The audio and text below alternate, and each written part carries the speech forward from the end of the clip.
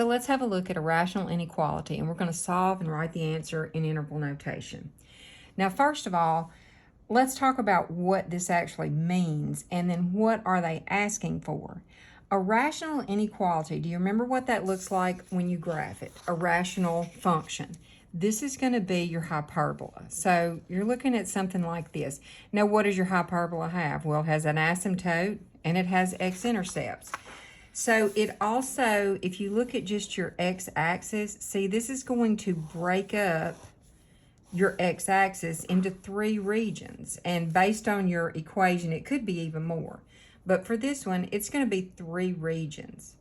Now, when you graph an inequality, remember, you are graphing a region. Remember, you go back and you test some numbers and you shade in the region.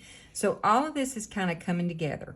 Because this is a rational expression, it's going to divide this into 3 regions, and we need to test each region, okay? So let's figure out how to do this first. First of all, I'm going to take the denominator, and I'm going to set it equal to 0, and then I'm going to solve, subtract 1 from each side. So x is -1. All right, that's going to be, on my number line here, that's going to be my first marker. Now, since this is the denominator, I'm going to put an open circle here because I don't want it to be 1. All right, it can be up to 1. All right, to find my next marker, I'm going to take the numerator, x minus 3, and I'm going to set it equal to 0. So I'm going to add 3 to each side. So x is equal to 3. And now look at this sign. If it's greater than or less than, you will use an open circle at 3 as well.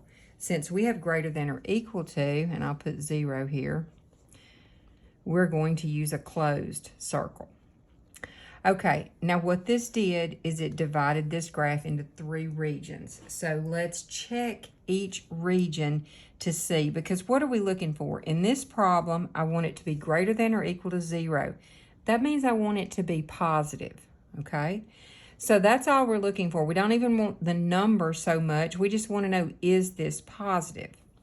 All right, so let's pick something over here in this region. We'll pick -2. If I fill in -2 for this, I've got -2 minus 3 over -2 plus 1. We're just looking at signs. -2 minus 3 is negative. -2 plus 1 is also negative. Negative over negative is positive. All right, so this region is going to be positive. Now let's check this region. If I fill in with 0, 0 minus 3 is negative, and 0 plus 1 is positive. A negative over a positive is negative.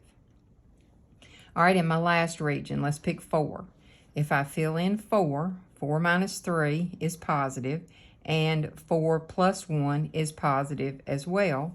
So this region will be positive. Now go back and check. I want the positive regions. Like I'm saying, if this had been the less than or equal to sign, then we would want the negative region. But since we want the positive, here's what we're looking at, okay? Now once you can look at your graph, it's easier to put it in interval notation. So let's notate these 2 regions by, we're going to have parenthesis, negative infinity. All right, it's going to go all the way to -1, and since it's not included, we have a parenthesis. Then we have our gap there, so that's going to be a union. All right, this interval is going to start with a solid dot, so that's a bracket at 3, and it's going to go all the way to positive infinity, just like that, okay? So now what we have are the regions. Numbers in this region can be filled in to this expression, this inequality, and they will give you a positive answer.